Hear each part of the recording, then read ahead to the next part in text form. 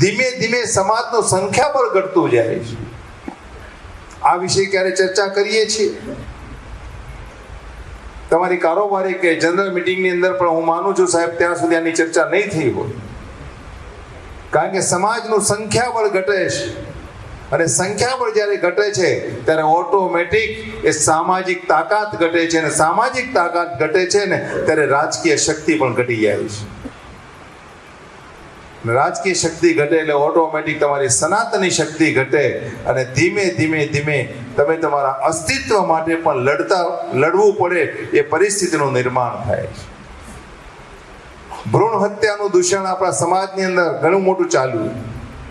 ધીમે ધીમે જાગૃત આવી તો ભ્રૂણ હત્યા બંધ થઈ તો એક નવો જે ટ્રેન્ડ જે ચાલુ થયો છે, વન ચાઇલ્ડનો ટ્રેન્ડ ચાલુ થયો છે. વન ચાઇલ્ડ અને ઘણા વળી પરિવારો તો જેટલા સોફિસ્ટિક બન્યા છે એની અંદર હવે નો ચાઇલ્ડનો ટ્રેન્ડ ચાલુ થયો છે. No child. ક્યાં જઈશું ને ક્યાં અટકીશું ને એ ખબર નથી પડતી. એટલે સમાજે કોઈ પણ મિટિંગની અંદર આ વાતની નોંધ અને ચર્ચા 100% લેવી પડશે કે હવે આપણા દીકરા દીકરીઓને કહેવી પડશે કે ઓછામાં ઓછા 3 થી 4 બાળકો તો જોઈશે જ. આપણા દાદાઓને યાદ કરો, 7, 8, 9 ભાઈ બહેન હતા આપણે, અને આજે પરિસ્થિતિ બદલાઈ છે. આજે ઘણાના ઘરની અંદર કાકા કહેવા વાળું કોઈ નથી, મામા કહેવા વાળું નથી, ફુવા કહેવા વાળું નથી.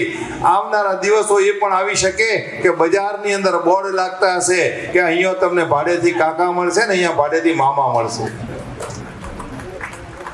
આજે જે વાત આપણને હાસ્યાસ્પદ લાગે છે ને એ આવતીકાલની હકીકત બનવાની છે.